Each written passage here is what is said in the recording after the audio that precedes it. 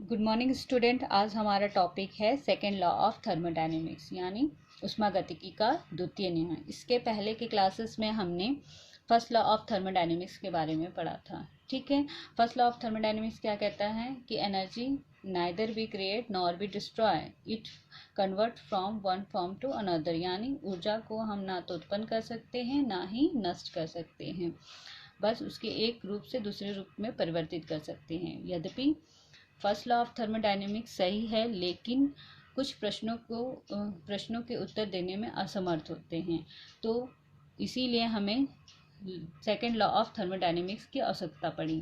First law of thermodynamics कहता है the first law of thermodynamics state that when one form of energy disappear, an equivalent amount of another form of energy is produced, but it is silence about the extent to which such conversion can be take place। यानी प्रथम नियम क्या कहता है कि एक तरह की ऊर्जा नष्ट होती है तो उसी अमाउंट इक्विवेलेंट अमाउंट में दूसरी प्रकार की ऊर्जा प्रोड्यूस हो जाती है, बट वो कितनी प्रोड्यूस होती है और कहाँ प्रोड्यूस होती है इसके बारे में प्रथम नियम बताने में असमर्थ रहता है। The first law of thermodynamic has some other limitation also, और भी कमियां हैं, जैसे कि it put no restriction on the direction of flow of heat, but heat flow spontaneously from a higher to a lower temperature। ठीक है, तो first law क्या है?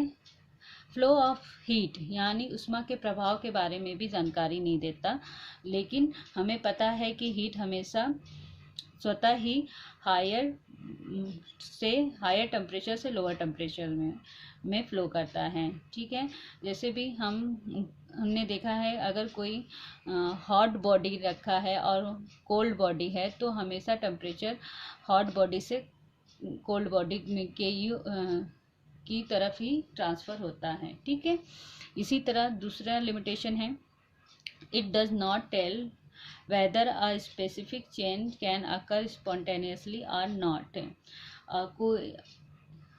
ये प्रथम नियम ये बताने में भी असमर्थ होता है कि कोई भी परिवर्तन स्पॉन्टेनियस होगा या नहीं होगा, इसको बताने में भी प्रथम नियम क्या होते हैं असमर्थ होते हैं। It does not tell that heat energy cannot be completely converted into a equivalent amount of work।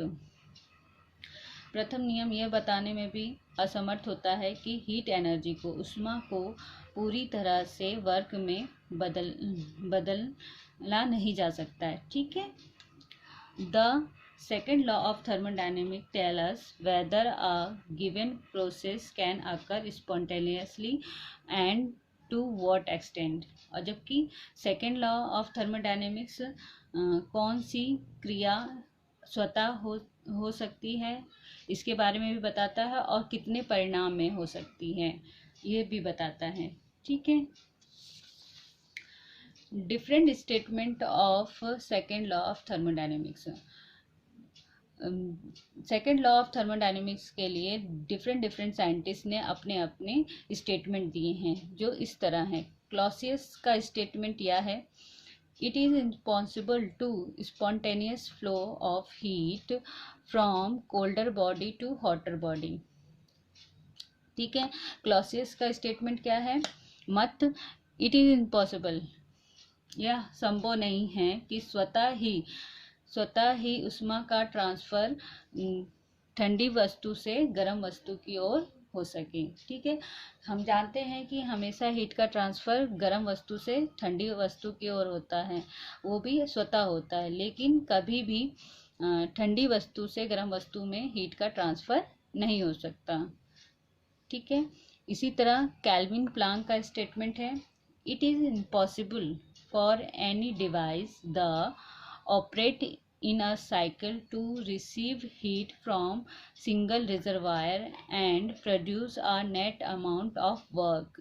इसका क्या मतलब हुआ कि ऐसा डिवाइस बनाना भी इम्पॉसिबल है जो साइक्लिक प्रोसेस में एक सिंगल रिजर्वायर से हीट लेकर उसको पूरी तरह से वर्क में कन्वर्ट कर सकते। तो ऐसा कोई भी डिवाइस या इंजन हम नहीं बना सकते साइक्लिक प्रोसेस में जो हीट को पूरी तरह से वर्क में कन्वर्ट कर सकता है।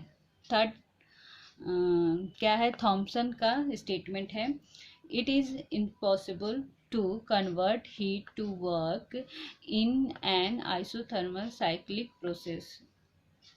आइसोथर्मल साइक्लिक प्रोसेस यानी समतापी चक्रीय प्रक्रम में हीट को उष्मा को पूरी तरह से वर्क में बदलना भी क्या होता है, असंभव होता है। तो इन तीनों स्टेटमेंट का कंक्लूजन यह निकलता है कि हम कार्य को तो पूरी तरह उष्मा में कन्वर्ट कर सकते हैं, लेकिन उष्मा को पूरी तरह से कार्य में कन्वर्ट नहीं कर सकते हैं। यही सेकेंड लॉ ऑफ थर्मोडायनेमिक्स कहता है। ठीक है, आज के लिए बस इतना ही। Thank you.